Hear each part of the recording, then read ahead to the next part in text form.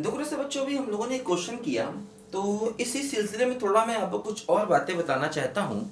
देखो जैसे क्या होता है, जैसे मान लो हमारे पास ये फंक्शन है y equal to x upon x square plus one. ठीक है, देखो इस फंक्शन का हम लोगों ने रेंज निकालना होगा पहले भी, है ना। जब हम लोगों ने फंक्शन क्वेश्चन किया था तो इस फंक्शन का हम लोगों ने रेंज निकालना होगा। ये बड़ा इंपॉर्टेंट क्वेश्चन है ना। देखो हम लोगों ने क्या किया होगा, इस फंक्शन का रेंज निकालने के लिए देखो इसे क्रॉस मल्टीप्लाई किया था। ठीक है, फिर देखो इधर ले आए थे ऐसे करके, है ना।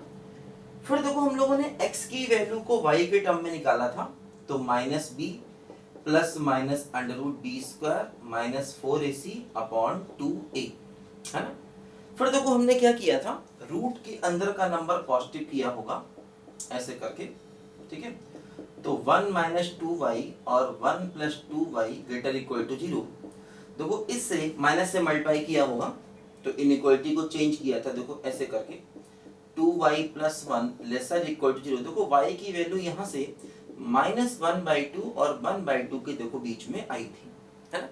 देखो ध्यान दो, जैसे ये कह रहा है कि y 0 नहीं होगा, लेकिन मैंने बताया था कि ओरिजिनल क्वेश्चन को अगर हम देखें तो देखो ओरिजिनल क्वेश्चन में अगर हम x को 0 पुट कर देंगे तो y 0 हो जाएगा। जैसे इस क्वेश्चन में अगर हम x को 0 कर दें तो y 0 हो जाएगा, मतलब ये हमारा रेंज बिल्कुल सही है। तो हम लोग ऐसे रेशनल फंक्शन को किया करते थे। लेकिन देखो जैसे अगर हम इस फंक्शन को डिफरेंशिएशन से करना चाहें तो क्या होगा, जैसे यहाँ पर एक बात ध्यान दो कि डिनोमिनेटर 0 नहीं है। पहली बात तो ये मतलब इसका domain x belongs to r हो जाएगा, क्योंकि देखो डिनोमिनेटर 0 नहीं है, इसका मतलब y कभी भी इनफाइनाइट पे नहीं जाएगा, जैसा पिछले सवाल में था।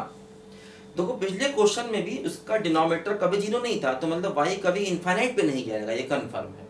ठीक है, अब देखो क्या होगा, जैसे अगर हम इसका dy dx निकालें तो क्या होगा, देखो डिनोमिनेटर इंटू न्यूमरेटर का differentiation minus numerator into denominator का डिफरेंशिएशन अपॉन डिनोमिनेटर का होल स्क्वायर। देखो यहाँ से dy dx क्या हो जाएगा, देखो ये हो जाएगा एक्स स्क्वायर प्लस 1, तो देखो हो जाएगा 1 minus x square upon x square plus 1 का होल स्क्वायर। देखो अगर हम यहाँ से माइनस कॉमन ले लें तो बन जाएगा क्या बोलो, ये बन जाएगा x square minus 1 upon x square plus 1 का होल स्क्वायर। देखो ये हो गया x minus 1 into x plus 1 upon x square plus 1 का होल स्क्वायर। देखो ऐसे हो गया ये। ठीक, अब देखो अगर हम इसका साइन देखें, x minus 1 into x plus 1 का अगर हम साइन देखें तो x की वैल्यू देखो एक आएगी 1 और एक देखो आएगी -1, ऐसे होगा पॉजिटिव नेगेटिव और पॉजिटिव। ठीक, लेकिन अगर हम dy dx का साइन देखेंगे तो देखो इससे अलग हो जाएगा, क्योंकि देखो इसमें एक आगे माइनस लगा हुआ है। देखो dy dx का साइन ऐसे होगा -1 प्लस 1, देखो ऐसे होगा नेगेटिव पॉजिटिव और नेगेटिव। अब देखो यहाँ पर क्या हो रहा है, इस पॉइंट पर नेगेटिव टू पॉजिटिव जा रहा है मतलब मिनिमा होगा, और इस पॉइंट पर पॉजिटिव टू नेगेटिव जा रहा है मतलब मैक्सिमा होगा। देखो जैसे डिफरेंशिएशन भी किसी पॉइंट पर 0 नहीं है, तो इसका मिनिमा या मैक्सिमा वहीं पर मिलेगा जहां न्यूमरेटर 0 होगा, जहां dy dx 0 होगा, है ना। क्योंकि देखो dy dx में डिनोमिनेटर में ये टर्म आया, ये टर्म कभी 0 होगा नहीं। तो अब देखो न्यूमरेटर कब 0 होगा, प्लस माइनस 1 पर, मतलब प्लस माइनस 1 पर मिनिमा या मैक्सिमा मिल सकता है, और देखो मिल रहा है। अब देखो ध्यान दो, यही जो मिनिमा और मैक्सिमा है यही इसका ग्लोबल मिनिमा और ग्लोबल मैक्सिमा भी होगा, है ना। क्योंकि देखो एक ही मिनिमा और एक ही मैक्सिमा मिल रहा है और फंक्शन हर जगह कंटिन्यूअस है और डिफरेंशिएबल है ना। और ये function x belongs to r पर डिफाइन है। भाई देखो ध्यान दो, ग्लोबल मैक्सिमा और ग्लोबल मिनिमा कहाँ पर मिल सकता है ना। ठीक है, उन्हीं पॉइंट्स पर मिल सकता है जहां कहीं ना कहीं लोकल मिलता है। बोलो लोकल मिनिमा लोकल मैक्सिमा कहाँ मिलता है, या तो उन पॉइंट्स पर जहां फंक्शन डिसकंटिन्यूअस हो, या उन पॉइंट्स पर जहां फंक्शन नॉन डिफरेंशिएबल हो, या उन पॉइंट्स पर जहां dy dx 0 हो, या क्लोज इंटरवल के एंड पॉइंट्स पर। तो इन्हीं पॉइंट्स पर लोकल मिनिमा या लोकल मैक्सिमा मिल सकता है, और इन्हीं पॉइंट्स पर ग्लोबल मिनिमा या ग्लोबल मैक्सिमा भी मिल सकता है ना। तो देखो होता क्या है, अब जैसे ये फंक्शन इनफाइनाइट पे नहीं जा रहे, क्योंकि इसका डिनोमिनेटर कभी जीरो नहीं होगा। अगर फंक्शन इनफाइनाइट पे जाएगा तो इसका मतलब ग्लोबल मैक्सिमा नहीं मिलेगा, और अगर फंक्शन माइनस इनफाइनाइट पर जाएगा तो ग्लोबल मिनिमा नहीं मिलेगा, लेकिन यहाँ ऐसा नहीं है।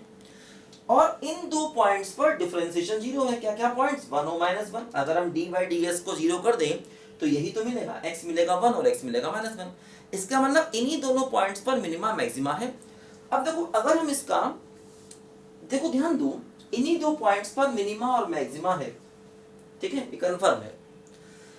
देखो जैसे अगर हम इस फंक्शन का ग्राफ देखें तो देखो क्या हो रहा है, एक पॉइंट हो रहा है -1 और एक पॉइंट हो रहा है देखो +1। देखो अगर हम x को -1 रख दें, अगर हम x को -1 रख दें, देखो y की वैल्यू है -1/2, यहां पर कहीं देखो ऐसे। और अगर हम x को 1 रख दें, देखो y की वैल्यू है 1/2, देखो यहाँ पर ये ऐसे, ठीक। ये वैल्यू है क्या बोलो, -1/2, और ये वैल्यू क्या है बोलो, 1/2। और देखो x 0 पर y हो रहा है 0, 0 पर देखो y 0। तो इसका मतलब देखो ये हुआ। अब देखो ध्यान दो, -1 और 1 के बीच में फंक्शन इंक्रीजिंग है, ठीक। 1 के आगे फंक्शन डिक्रीजिंग है, और देखो -1 के पीछे भी फंक्शन डिक्रीजिंग है, ऐसे ये आया, ठीक। अब देखो अगर हम इसमें x टेंडिंग टू इंफिनिटी पर लिमिट निकालें, देखो ऐसे है ना, तो एक काम करो, x² से डिवाइड कर दो। x² से डिवाइड करेंगे, देखो क्या होगा, 1/x/1 + 1/x²। देखो 1/∞ 0, 0 + 1, देखो आंसर 0। और इसी प्रकार देखो अगर हम x टेंडिंग टू -∞ पर लिमिट निकालेंगे इस फंक्शन की, तो देखो एग्जैक्टली वो भी 0 ही आएगी, है ना। बिल्कुल यही स्टेप करना पड़ेगा, x² से डिवाइड करना पड़ेगा, तो ऊपर 1/x, तो 0/1 + 0, देखो ये अपना आंसर आएगा। तो देखो यहाँ पर क्या हुआ, ये जो इस पॉइंट पर हमारा मैक्सिमा था, देखो है ना, 1 पर देखो लोकल मैक्सिमा था और वही ग्लोबल मैक्सिमा भी है, और -1 पर देखो लोकल मिनिमा था और देखो वही ग्लोबल मिनिमा भी है। तो एक्चुअली ये फंक्शन हर जगह कंटिन्यूअस और डिफरेंशिएबल है, तो इसका जो अकेला लोकल मैक्सिमा था वही ग्लोबल मैक्सिमा है। देखो उसी पॉइंट पर वैल्यू फंक्शन की हाईएस्ट वैल्यू है, यही मतलब इसका ग्लोबल मैक्सिमा हो गया। और इस पॉइंट पर फंक्शन की वैल्यू देखो लीस्ट वैल्यू है, यही देखो इसका ग्लोबल मिनिमा भी हो गया, है ना।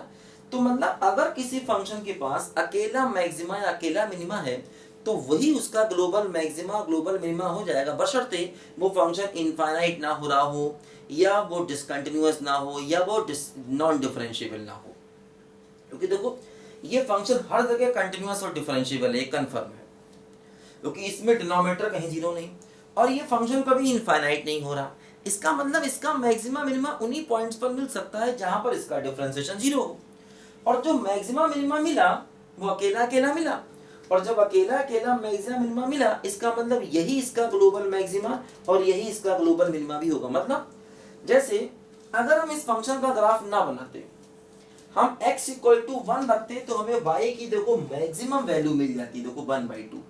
और अगर हम x को -1 रखते तो हमें y की मिनिमम वैल्यू मिल जाती -1/2। मतलब ऐसे सवालों को हम बिना ग्राफिकल आइडियली यही रफली कह सकते हैं कि जो अकेला मैक्सिमा होगा वो ग्लोबल मैक्सिमा होगा, और जो अकेला मिनिमा होगा वो ग्लोबल मिनिमा होगा। लेकिन हाँ, लेकिन ध्यान दीजिए, वो फंक्शन कभी भी इनफाइनाइट या माइनस इनफाइनाइट पे ना जाए, क्योंकि अगर इसका डिनोमिनेटर 0 हुआ तो ये इनफाइनाइट पर चला जाएगा, फिर ग्लोबल मैक्सिमा नहीं मिलेगा। या अगर डिनोमिनेटर 0 हुआ तो माइनस इनफाइनाइट पर भी जा सकता है ना, फिर ग्लोबल मिनिमा नहीं होगा।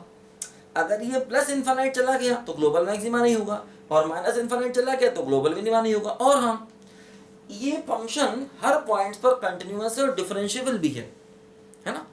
अगर फंक्शन मान लीजिए डिसकंटिन्यूअस हो या नॉन डिफरेंशिएबल हो तो ऐसा नहीं कह सकते कि जहां पर अकेला मैक्सिमा है या मिनिमा है, वो फिर ऐसा नहीं कह सकते। वो देखना पड़ेगा फंक्शन का बिहेवियर क्या है, फिर वो फंक्शन ग्राफ से करना ही पड़ेगा, मजबूरी है।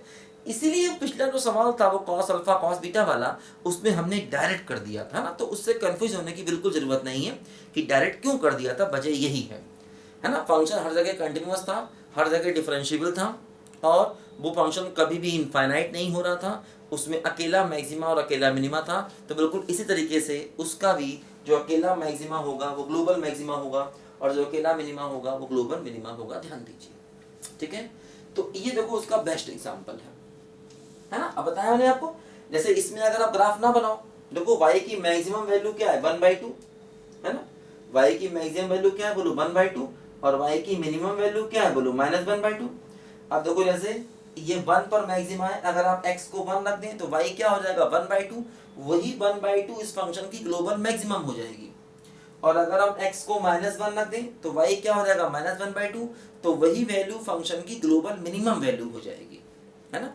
1 पर फंक्शन की जो वैल्यू आएगी वो ग्लोबल मैक्सिमम वैल्यू होगी, और -1 पर जो फंक्शन की वैल्यू आएगी वो ग्लोबल मिनिमम वैल्यू होगी, है ना।